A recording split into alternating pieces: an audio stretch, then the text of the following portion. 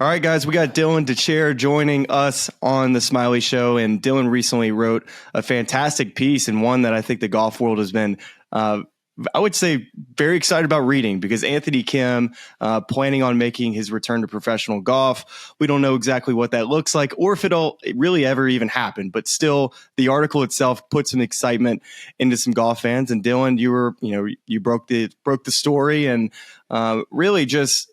How long have you kind of heard the rumors about Anthony where like this is actually, he's like, actually, I can write something now about this. Yeah.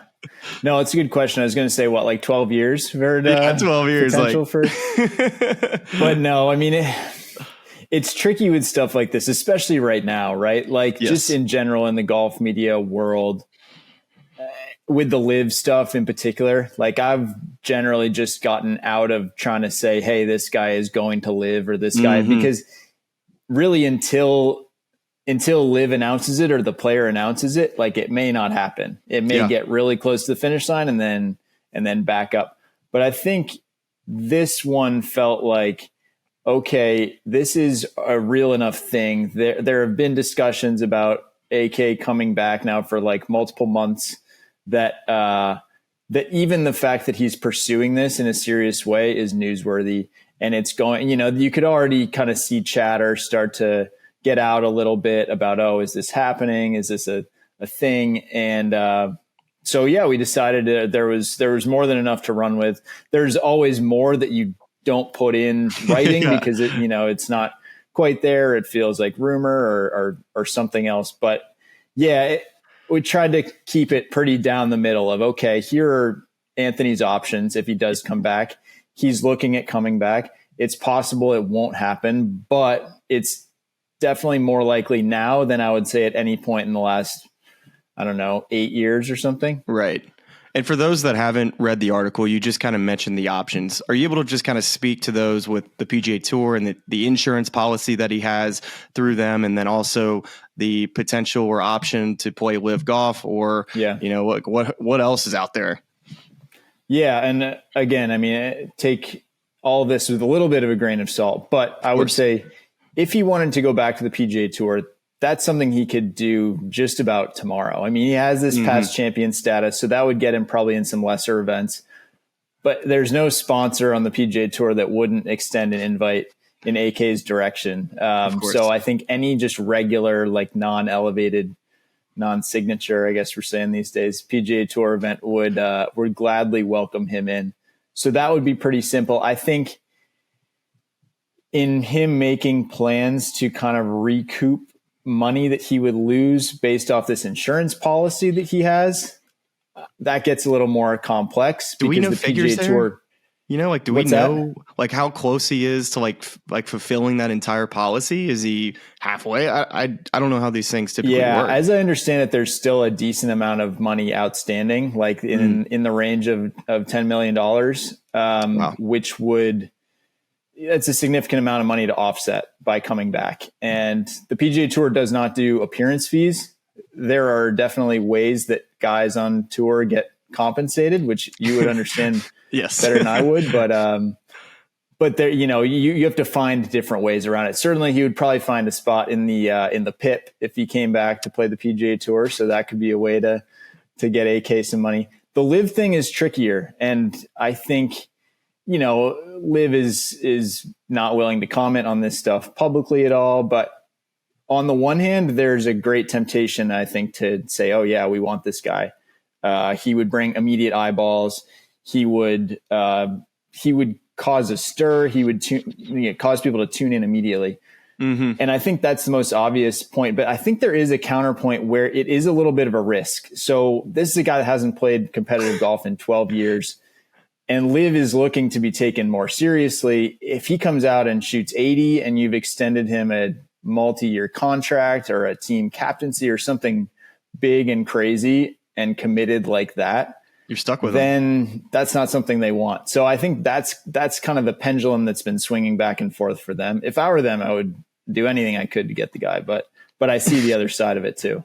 You remember the rumors over the last year, just how Anthony Kim was rumored to be, being courted by LIV Golf, but in your article, it kind of stated that once there was wind that Anthony Kim was actually considering playing again, that's when Greg Norman called and said, you know what, we'd love to have you. And it seemed like it would make sense that they would just pay the offsetted cost of what the $10 million insurance policy that's outstanding, like you mentioned, and that be his fee for coming on, and then he makes money based off how he plays. But you also mentioned that he wouldn't necessarily sign with the team as an option, that there's like wild card spots, I guess, where guys don't necessarily sign with the team. But what I imagine that means is it just gives LIV Golf a little bit of flexibility to not lock guys in.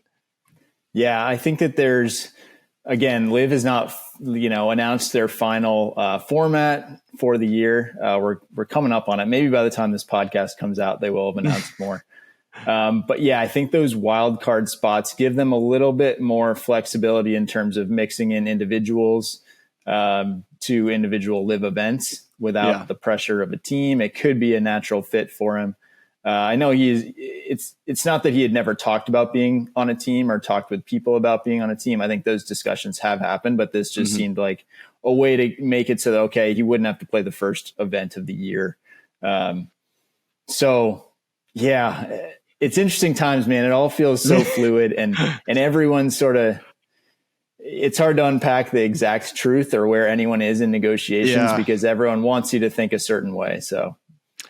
Well, it'd be a huge boost for the cliques. They need anything to go their way. They need a little star power coming their way as someone who's been a Cliques fan their entire life. That's right. Lifelong Cliques fan, Smylie Kaufman. They've got a little mojo coming their way, I think. I've heard the exact same thing. And as LIV Golf rumors have gone, somebody that's covered it, you mentioned kind of now that you're not in the news of necessarily saying a player is going to the LIV Golf Tour, but let's rewind over the last year and a half, and over that period of time, how many times did you have players like in your tweets, like ready to rock and roll, they're going to LIV, that you either regret sending or you should have sent?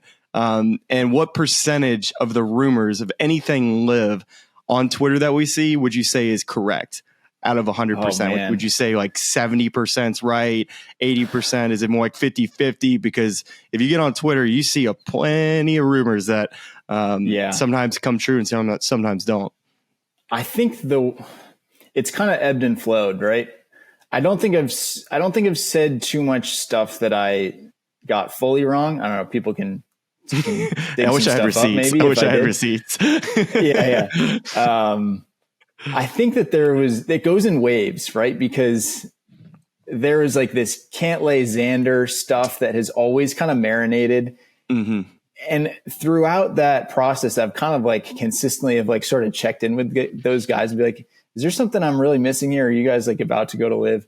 And so I think that has been a pretty consistently wrong thing. But then Rahm signing really makes you rethink like a lot of it, because then it feels like, oh, wait, are all of these whispers actually going to be more true than we think?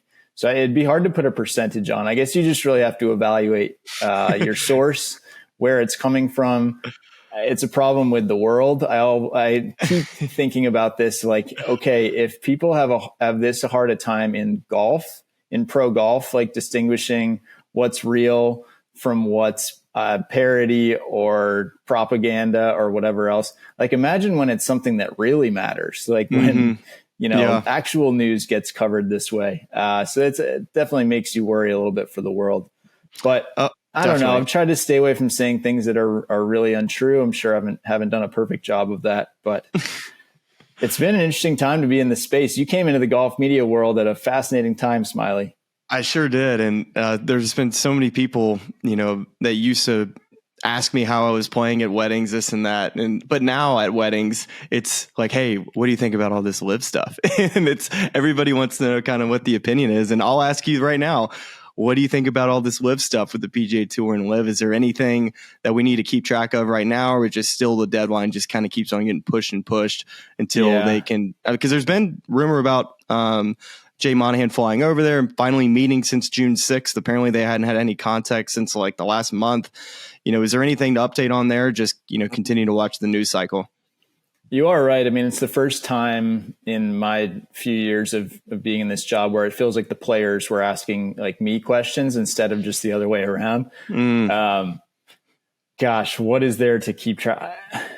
I don't know is the short answer. I mean, I think you're looking at two parallel deals and interesting ways that they could fit together. I think that maybe something we're not thinking about enough is the appeal of the SSG to the PIF and vice versa, and like the ways that maybe those two groups would like access to each other. And if the PIF is thinking about not just the PGA Tour, but big picture access to other American sports or something like that. I mean, this group of investors represents a door to that world too. So there are a lot of reasons for it to get done. It just also feels like, all right, next week is Pebble Beach. It's the new PGA Tour system. And going right up against that is going to be LIV's new format and new season and new teams.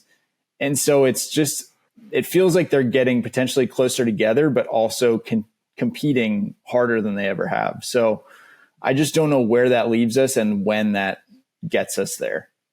Do you think there's going to be more people that tune in to the LIV Golf Tour this year versus do you think they can actually go head to head against a Pebble Beach, having a guy like Jon Rahm playing? Does that move the needle enough for the audience? Do you think it's still going to be a lot of what we saw in the ratings this year? I would expect a slight bump because the ratings really just were pretty poor last year. But I think throughout this process, one thing that we've learned is we're probably overestimating the power of individuals and underestimating the power of institutions. And in this case, like the existence of the PGA Tour and the decades behind it and the way it's baked into people's routines. And it's like just what you flip on Saturday afternoon and Sunday afternoon. And there's an order to it where it's, you go to Torrey and you go to Pebble and you go to Phoenix and that stuff. A lot of it sounds kind of boring and staid, and the PGA Tour deserves plenty of criticism for not keeping up with the times, I would say. And I'm not saying the PGA Tour schedule is perfect by any means. I think there's too many events that some of them get watered down, etc. But I still think when it comes to interest and significance and context, that stuff still matters a lot in the mind of the average golf fan. So I do think we'll see a little bit of an uptick this year for LIV, but I also think LIV has had some of the biggest names in the game. I know. If you wanted to start a league, you would get a bunch of guys like Phil and Bryson and Brooks and DJ and Cam Smith. And so I think losing Jon Rahm hurts the PGA Tour and it helps LIV, but maybe not quite as much as I thought at first. And it does seem like they continue to get deeper. The field continues to get better at LIV. I don't want to downplay that, but people still seem more interested in the PGA Tour as a viewing experience. One of the things that comes to mind for me is it's not really the top players that have to really worry about a ton. They seem confident that they're going to eventually play again against the best players in the world in whatever that league format looks like. But I've talked about it on the show quite some time. It's the players after that to me, I think are sitting on their hands right now, because I think they are in a really tough spot, because I think the avenue for them to come back, because they don't really have necessarily the leverage that the top players from the LIV Golf Tour have, they're going to be at will of whatever the rules are. And I think it's going to be very tough for a guy like a Abraham Answer or a Taylor Gooch that were, top 30 players when they left. But where are they going to fit in this new structure? I think the players on the PGA Tour have a better bet of being able to work their way in than the guys that are coming from LIV that aren't the top guys. What's your thoughts on that? I think that's a great call. It actually makes me think back to Anthony Kim, because if he was thinking of going to LIV and looking to maximize his cash in on LIV, you can probably imagine the contract he would have gotten 2 years ago as opposed to now, based on the numbers flying around then versus, other than Jon Rahm, the numbers that seem to be flying around now. I think if you were looking to maximize profit, you jumped early and you take a lot of flack, and some people think about you differently forever. But at this point, there's there's guys like Rahm who have assurance of playing the majors. You know, he was in the perfect spot. He was selling high on himself as the Masters champ. And also, you know, one of the top 3 players in the world. Right. And he also does not have much risk of missing out on the events that, you know, he has really circled on his calendar. But yeah, for other guys and for guys whose contracts are going to expire, maybe at the end of this year, who have been on LIV, you've taken a jump, and hopefully you've gotten rewarded for that in the short term, because the uncertainty is what comes next. And that's going to look very different for different guys. I think so. And the last kind of scoop question I'm going to ask you about this to see if you have any insight here, because I think this is kind of juicy. Do you think there's any animosity from the top players on LIV Golf Tour, like a Brooks Koepka, who signed for, let's say, I'm just going to use a ballpark number. Let's say he signed for 100 to 150 million. And I have no idea of what he signed for, but I know you probably know, and you don't have to say. But I am pretty aware of what Jon Rahm signed for. Are players like that a little frustrated in the value comparison between a Brooks Koepka and a Jon Rahm, who you could argue back and forth resume wise of who was better and why they got paid potentially 150 million more dollars?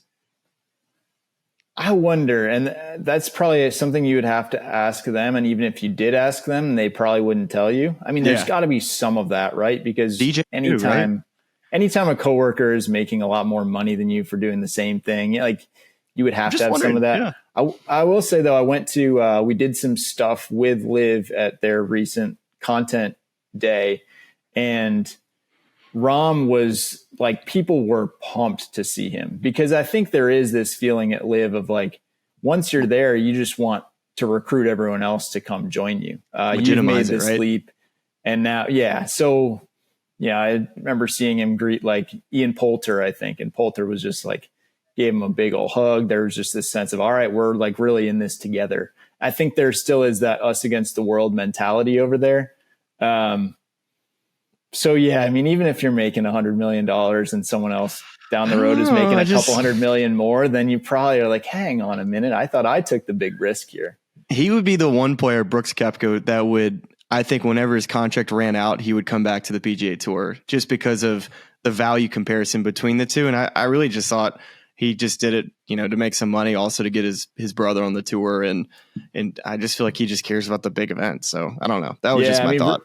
Repeatedly over and over, Brooks has been asked whether he is doing something, you know, for LIV, whether his PGA Championship was a big win for LIV, whether he's looking forward to LIV events specifically. And pretty much every time he has declined to kind of go all in on LIV in the way that other guys have, and has really just doubled down on, you know, this is good for the majors. I think he benefited in some ways from being able to take time off, reset his body, a good point. Reset his mind a little bit, and then come back strong next year.